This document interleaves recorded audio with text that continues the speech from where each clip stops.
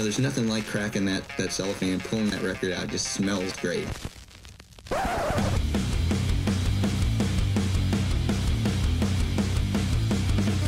Welcome to BODS Mayhem Hour. Non-stop hardcore energy. I love the show, guys. You're awesome. Unlike any other. With your host, John the Bod, a.k.a.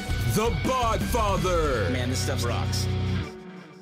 Hi, everybody. This is Henry and Eli of Hammerhedd, and you're listening to BODS Mayhem Hour. The views and opinions of the guests do not necessarily reflect the views and opinions of BODS Mayhem Hour, its staff, affiliates, or sponsors. Parental discretion is advised. Welcome to BODS Mayhem Hour. What's up, everybody? Welcome to BODS Mayhem Hour. I am your host, John the Bod, a.k.a. the Bod Father, and as always, bring you guys and gals awesome interviews. Today, it's an honor and a huge privilege to welcome the fraternal Kansas City-based brothers Hammerhedd to the podcast. They will release their sophomore album entitled Nonetheless on February 24th. Please check out new single Pioneer to Be and their previous single Tunnel. And I got to say, I follow these boys for a while now. That sounds kind of like I'm stalking, but I'm not. I saw their video on YouTube and it just hooked me, but we'll get into that for just a little bit here. But how you guys doing so far? Doing good. Thank you for having us. We appreciate it. I'm glad you guys are on here because, like I said, we're going to get into this stuff right now. Okay. Like, I'm not stalking, trust me, folks. I just saw the video on YouTube and I was hooked on like what these guys do. So, so after I saw that YouTube video, that was a while back, I watched the Sepultura medley that you guys did, and it was freaking amazing to see young kids to be able to play that. You know what I mean? I'm going like, how? I mean, that is tough just to watch somebody do it, but I mean, you guys are actually nailing it. Thank you. Yeah, that was when we were tiny. Yeah, that was one of our first videos. Yeah, and I saw it on YouTube. I think at the time I was searching for bands because YouTube's a place to find bands, man. When you have no luck finding bands, YouTube's your place. Oh, yeah. But when I saw that, it hooked me. And then I think it was like a couple years later, you guys opened for Havoc. I guess it's Aftershock. Yeah. And then, when you guys took the stage, your stage presence and how tight this band was. God, man, the riffs, everything, just perfect. So you guys knocked it out of the ballpark at a young age. Thank you so much. Appreciate that. That was a fun gig. It's like, I can't believe that was like maybe 5 years ago now. 5, Jeez. 6. It was crazy. So speaking of that, I mean, you guys formed at a very young age. What's the nucleus that still keeps this band together and moving right along and not being, not strangling each other at some times, because you guys are brothers, fraternal brothers. I know you guys got to want to punch each other's lights out sometimes, but what's that nucleus that still holds this together? I would actually say it's because we're brothers, just because we're together so much. I mean, we have ample time to do whatever we want. We're always talking to each other. You can't really drift apart when you're brothers. So, and we have so much jam time because we can all just say, let's go to the basement, let's jam. Yeah, I would say that is what keeps us together mainly. I agree. Yeah, we never had to go look for band members. We never had to worry about that. We all have the same vision, and we all just after 6 or 7 p.m. every day just go downstairs and play for 2 hours. How special is that, though, guys, to feed off each other and know basically what one another's probably going to do, having those instincts as brothers, as much as you guys have played with each other? Yeah, it's special. Yeah. We're lucky. We're really lucky. It's something that it's like a combination of something that we're just lucky that we're all, of generally the same age kind of distance. And it's also something you have to work on. So we, cultivate it, even though it is something we just had in the house. It's super lucky, and we have to work at it. How much confidence did it give you at a young age playing festivals and opening for a few big acts? And how scary or intimidating was that for you guys? Every single show, no matter what it is, I'm super, for like at least 30 minutes before, just really nervous, scared. But with the bigger shows, it's kind of maybe I'm less scared when it's a bigger act. I'm less scared because I I know there's going to be an audience of people there. That's the main thing that scares me. What if there's nobody there, which has happened to us a million times? Yeah. Like there's just, 3 people there and it gets awkward. Yeah. As long as there's people there and they're ready to hear us, like when we come on stage and they're packed in, that's all I care about. And it really eases the like nervousness or tension, at least for us. Has there been a show that you guys actually had to win over? Has there been a crowd where you're like, I don't know how good this is going to go, and it took a little bit for them to warm up to you guys and you win them over? I would say that's like most shows. Every one of them. Like, I mean, most people aren't going to know us when we go up there. So yeah, I mean, every show's like that. The reaction's always different. I mean, that's the best part about a live show. You don't know what's going to happen. So we go up there, and I'd say it's like 80% of the time lately that we have to, at least in my perception, win crowds over, because for most shows, I mean, the crowd, I think, looks at us and I wear, just this on, and we look kind of normal, like short haircuts and shit. A lot of them just kind of look at us weird, but we usually just play 30 minutes because that's an opening set, and we try to pummel them. And I'm trying to get more confident at talking in between songs, and it's kind of fun. That's the fun of it. I'm pissed off when we don't win them over. That pisses me the hell off. So it's kind of like a hunger to do it. I have seen, though, when I watch some of your videos, if it's not like the very first song, it's like maybe halfway through that second song, you see everybody just, yeah. It's like, damn, they hit you in the face. So we're here. I've noticed that a lot about your guys' music and your presence. And to me, I think it's just a short term, man. You guys are going to be out there even more. That's my opinion, because I don't see bands like this come along very often. That's start this young, be this tight as a band, and just like wail on it. There's just like, take us as we are. You don't like it, there's a fucking door. That's the only way you can think, because sometimes I'll find myself like on the last run of shows we did, there was a few shows where I was thinking about how the crowd might see a certain thing, or like, what are they going to think about this part? This part's a little slow, or, stuff like that. But you're exactly right. If they don't like if they don't like what they're seeing, then, who cares? Not everybody's going to like it. And I definitely don't like where you have to fit the status quo, as I say. You got to look the part. No, you don't. No, you don't. Yeah. Most bands who, ironically, the one like Metallica, the band who set the standard for what metalheads dress like on stage, at least, they were just wearing what they wear in the street. Like exactly, it wasn't a costume, but it is for everybody else who wants to look like Metallica. Yep. Mm-hmm. How excited are you guys to have the sophomore album nonetheless set to be released on February 24th? How good does it feel to have a second album in the Hammerhead vault? It feels great. I can't wait to see how it goes. I feel like this one, we're getting incrementally more tight, more well produced. Just knowing what we're doing in the studio, it takes time. So yeah, I think this is a step up, definitely. The next step in the journey towards Hammerhead's best album we can make. It's like 10% of the way there. We're getting there. It's one more step.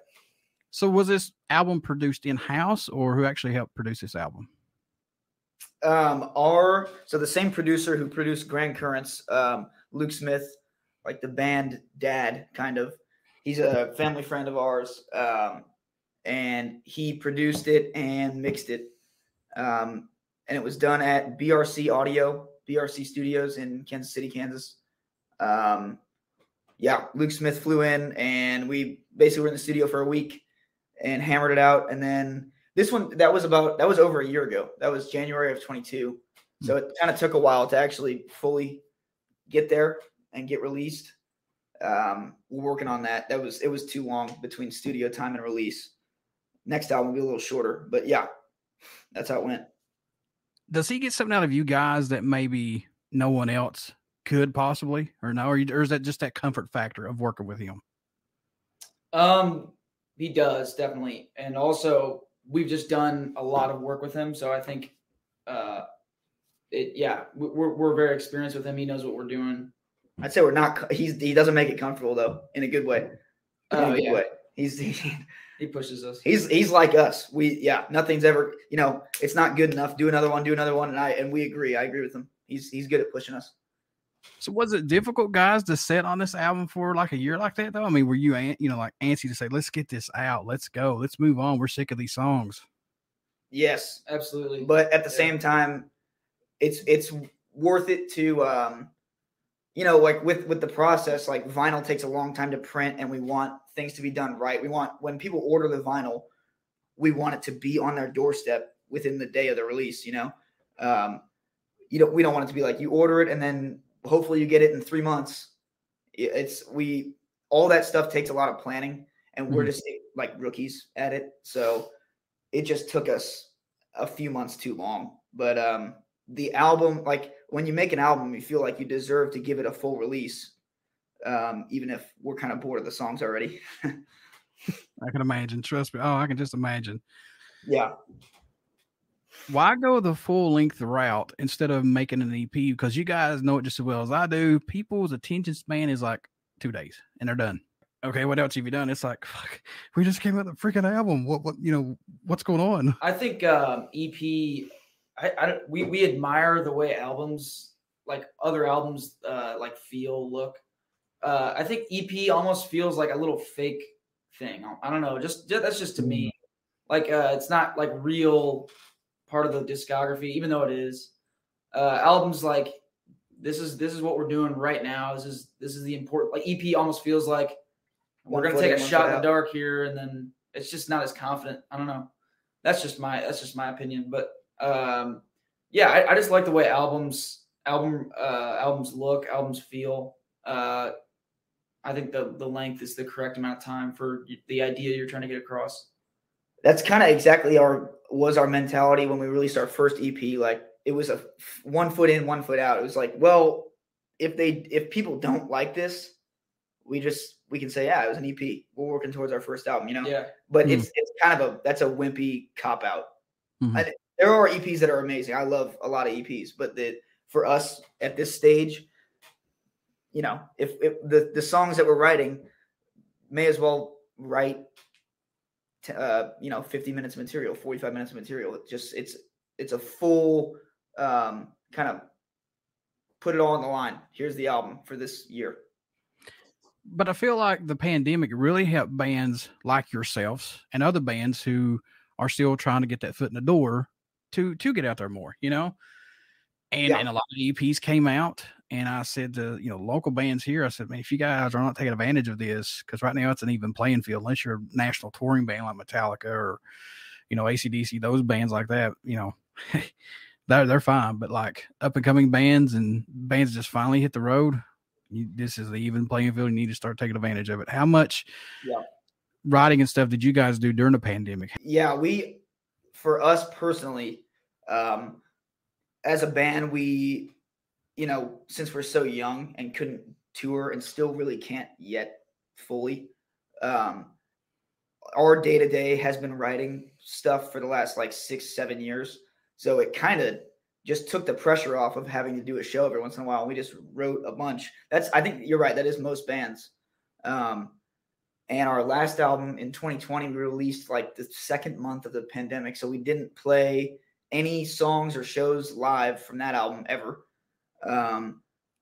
And basically just were like, all right, let's just go into the next album. And that's what we did. That's this one.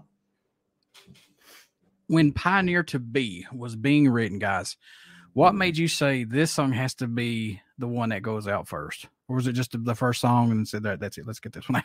Was that the reason? It kind of sets the tone for the album. That's what we think. It's a little bit of a departure from the last 2 releases. It's like this is what we're doing. Little more, synth work, grooves. It's just kind of, that's what we're feeling. And if you dig this, you'll dig the rest of the album. Was the track listing placement important for this album, or does it even matter? I think it always is important, especially to us. Yeah, we chose it for a reason.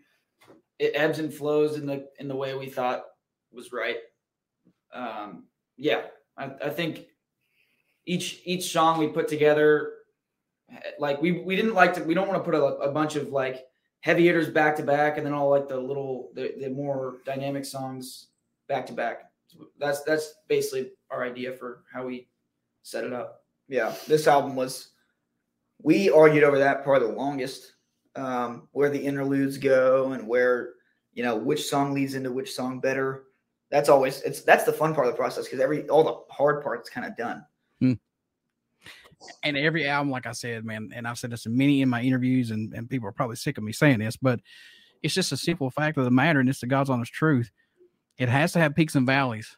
I don't care how they, arrange the songs on the album. There has to be peaks and valleys, because, I mean, I love albums that go 1,000 miles an hour, but eventually you're going to be sick of it and be like, I've heard this album 10 times already this week.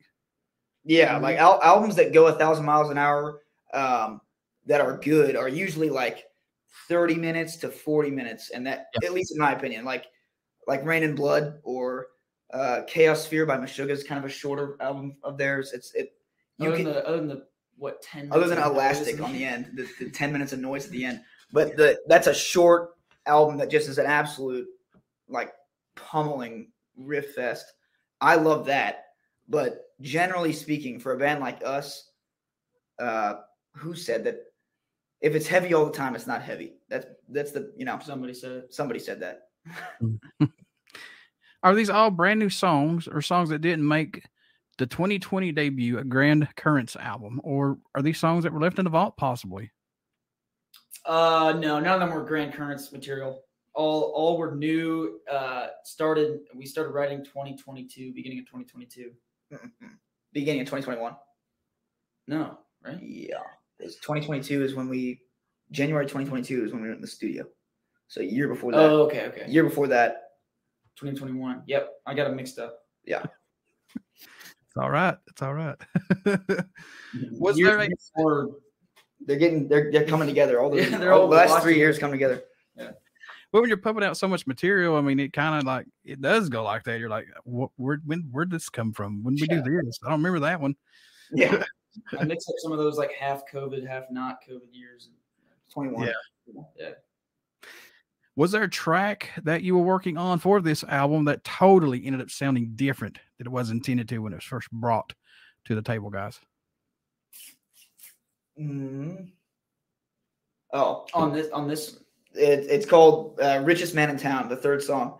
That song, the heavy parts, the first part and the last part, were kind of set in stone after the first month of writing. The middle 3.5 minutes, which is going to throw some people off, was messed with and argued over for like 4 months. Wow. It came out how it is. Yeah, it's a weird part for us, but it's stuff that we're trying to incorporate. We were kind of telling a story with that song, and that's what we felt best went there. Yeah, we like wrote and deleted a ton of stuff for that middle part. Yeah, but shouldn't an album be like that though? Shouldn't there be like, these discussions of saying, okay, I don't like this part, and then, okay, this sounds great. No, let's not do that. I think sometimes songs are just like, when it's good. But if there's not that collaboration between each of the band members, man, it's just, what's the point? I guess, that's the way I see. Yeah. Oh yeah, exactly. There's some songs that just, for some reason, it's quicker. Yep. And that one was just one of them where it wasn't. But it wasn't like, a lot of times when you have to force or try to make a song, it's just bad, at least for us. It's just like, you should throw this song away. It's not working. But that song, we liked like the idea of it the whole time, and then we just like couldn't figure out how to execute it correctly. I think that's the best way to. Yeah, basically. Yeah. It wasn't. Yeah. Any track standing out to the both of you more than any right now? Are there any on this album that like you both dig a lot? I'd say my favorites right now, after having this thing on repeat for like a year, my favorite's probably the last song. Synthesis Part 2. Yeah, it's called Synthesis. Mine's probably title track right now. Nonetheless, we've played that at every live show in the last 6 months, and we've opened with it, and it's a perfect opener. Even though it doesn't open the actual album, it's a perfect live show opener. So, how's the reaction of Pioneer to Be? What's the reaction that you guys seen so far from people checking this song out? Whether they're liking about it, whether they're not liking about it, possibly. I'd say it's generally positive, as with most of our fans are very positive. People who comment, or they usually like it. But I think it's like some of our new songs have thrown people for a little bit of a loop. So they're a little different. But yeah, generally positive on all of them. This one, I think Tunnel, the first of the 3 singles back in October, had the most positive just because it's a fast one. The last 2, Pioneer being the third, were slower-ish. So people were thrown for a loop, but it's mostly positive, I think. Do you like seeing the feedback though of fans saying, "Hey, there's too much of this," or "You need to trim down on this, trim the fat here"? Do you like seeing that? Do you take that in consideration or no? I try not to. No consideration for it does get in my. I mean, it can stick in your head sometimes. Sure. Generally speaking, that can mess with you if you do that too much. Every criticism that people have, generally speaking, not the stupid ones, but the most criticism that people have, we have for ourselves too. Like we know when people say, "Well, this part was too long," or so, it's like, it probably was, but the specific things that specific commenters say, or like specific, unless it's from somebody like Luke Smith, our producer, or somebody like that, then you can't. If I tried to take that into account, it would ruin the whole thing. It'd ruin the whole writing process. Sure. Any songs that didn't make this album we could see on another album, or maybe a one-off single from you guys down the road, possibly? No, none were cut. We generally don't really write like that. We kind of like we cut in the writing process. So we're like finish a song, and that song is going to be on there if it's been finished and we agree that it's finished. But when we're writing, the songs that are cut never get finished because it's like this idea. You know what? I'm out on this idea. Then we forget it because we don't really record shit that is like that. Yeah. We don't it's never made a demo. Where for some reason a lot of bands we're not like a lot of bands in the fact that they'll make demos of like really well produced. They put a lot of time into them, type demos of songs that they then later cut. It's like we just don't follow those ideas all the way down the pathway of the songs that make it. Mm-hmm. So I heard like Joe from Gojira saying that for the latest album they wrote like 100 songs, and I don't think that was an exaggeration. And they just basically chose the 12 favorite. Yeah. But how do you know? Like, there's no way. I'm not going to criticize the mighty Gojira, but there is no way that he, in the back of his mind, doesn't know that like 80 of these songs are subpar. 80. Yeah. There's no way. Yeah. 100 songs. That's a lot of songs. Yeah. Come on now. I think that might have been the last album. I don't know if that was this album. I think it's Magma and Fortitude. He said that for both of them. Yeah. Jesus, man, that blows my mind. You've got all those extra songs sitting there, and it's like, are they ever going to see the light of day? I mean, I would like to hear them as a Gojira fan, but I bet that most of those songs are like, you could probably take one riff out of there that deserves to be in a better song. I don't know. That's just me. Maybe they're all insanely good. Is there anything that we're still going to see from Hammerhedd on an upcoming album, maybe down the road that is there anything that you want to add to an album that maybe throw an Easter egg in here to people like, whoa, never saw this coming in this song? I say not on, yes, a little bit on Nonetheless, like the song we just talked about, Richest Man in Town, that'll throw people for a loop a little bit. That's like never expected that. But on the album that we're currently writing, the one that'll come out in a year, there'll be a lot of that. Like, what the hell? like a lot of weird instruments, a lot of weird sounds. We're doing a lot of piano and synth stuff, organs. We would love to mess with that kind of stuff. We just didn't fully get into that yet on Nonetheless. Are you both seeing the growth musically in this band though, from the EP to the to the debut album, now to this one, and now the new one that you're working on for next year? Have you seen that growth in your music? Yes, absolutely. I mean, we notice every little thing. 'Cause we're coming in jamming every day, so it's like we see that slow progression, and I think we've come miles since 2018.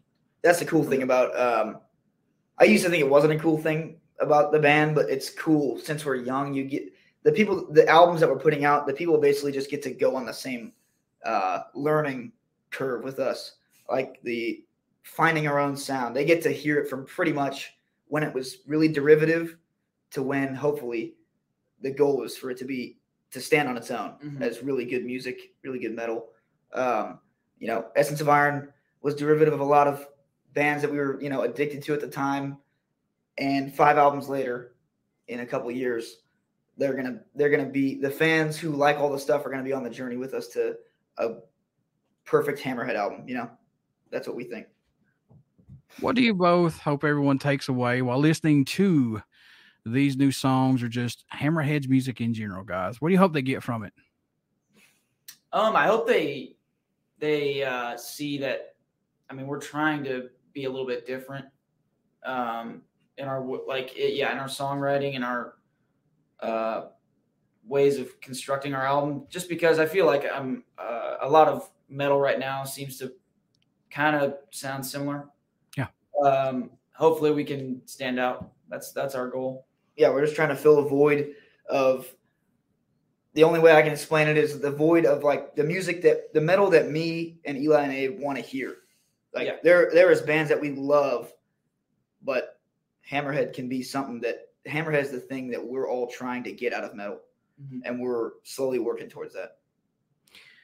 I know you guys had a lot of music when you were growing up, and I know you still have a lot today that you go back and listen to. But do you still have that go-to album, or maybe just a song that you find yourselves going back to and listening to from time to time? You cannot kick it out. It's like, no, I've got to listen to this eventually.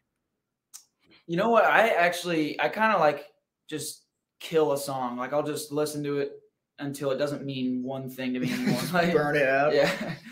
If it's that good, then I'll just make sure it dies, and then I'll have to wait like a couple of years before it means anything to me anymore. Doesn't mean it's not great though. Yeah. It doesn't mean it like it's just I ruined it. There's a million albums like that. I'm trying to think of one that I can point to. To specifically answer your question from like my childhood until now that I've just never thrown away. That's always been consistent. Hemispheres by Rush. I'd say Injustice for All. Listening to Injustice forever. John Mayer Trio's album Try, live album, kind of a random one, but that album is amazing. There's a lot of current ones, but from like 10, 15 years back, those are the ones. All right, guys, this is the last question. This is the $1 million one here. I hope the last one here. If you could be a member in an iconic band and play one of their legendary shows, which band would it be and what show? James in the Russia concert. James Hetfield, Moscow 91. Yeah. Excellent choice, my friend. Yeah. I mean, that is like, he looked like a god in that show. Dude was a lion. Yeah. He owned it. He owned that stage that day. Hell yeah. That is the gold standard for metal, that show. Or Seattle 89. Yeah. In history, Doesn't matter who. Pink Floyd, David Gilmour, in one of their tours in 1977. Animals tour. Or 78. Yeah. I want to jump back here for just a moment because I had Jason Newsted on the podcast a long time ago, and he talked about that Moscow show. He said that was that show just blew him away because when he walked out on the stage, and he said all you could see was people for miles and miles and miles. Crazy. I mean, if that doesn't blow you away, I don't know what would. My Lord. He's like, and the podcast is up on my my YouTube channel. You can go watch it. But he was thinking like, I can't believe this, and having all these soldiers out there and beating these kids. These kids didn't get to do anything. I mean, they was always told what to do. I mean, and this is like their chance just to let go and have some fun. Yeah. And Jason was like, man, it was a total different world.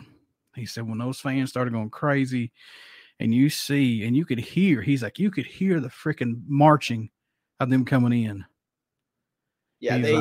How long? I mean, that was like, people forget or they don't put enough emphasis on. It wasn't just a show. That show was like almost the equivalent of a band. It was a couple of bands, Pantera, AC/DC, them, and I can't remember who else.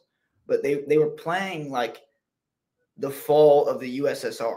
They were playing, that was like the sound that was that year basically. It's almost like they're playing the tearing down of the Berlin Wall or something. It's like a significant piece of history, and they played to a significant percentage of the country. Like, how the hell? I mean, and the military was there. Like, how do we control? It was like an uprising. It's awesome. Yeah. It was so awesome. Jason was like, man, when you hear those marchers, those soldiers coming in marching, you see them standing there just, like this, he's like, shit was getting real. He's like, I didn't know what really to do. Yeah. He's like, just jam out and go on. That's so awesome. That was, I've heard, it might have been your interview with him. I love listening to Jason talk.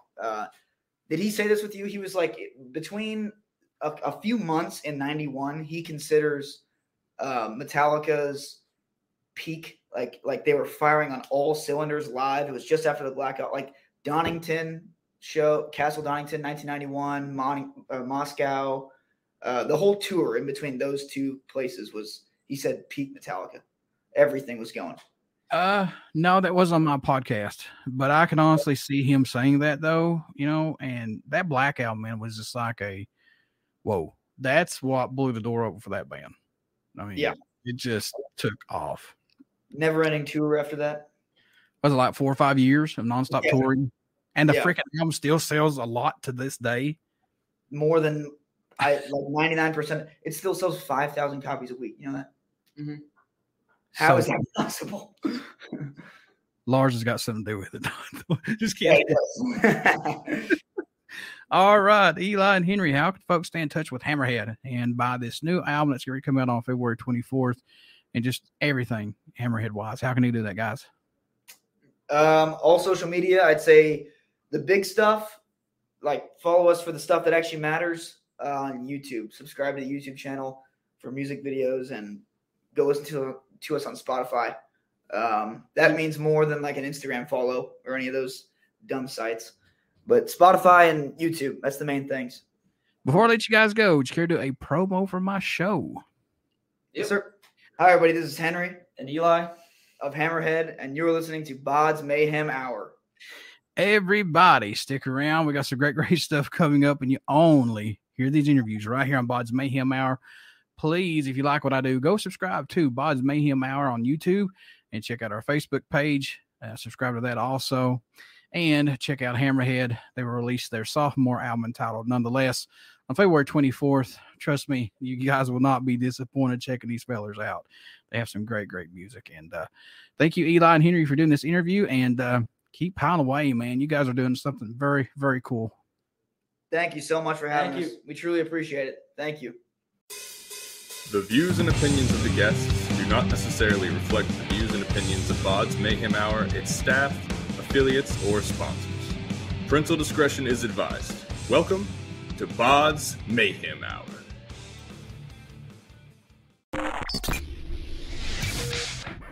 You're listening to BODS Mayhem Hour.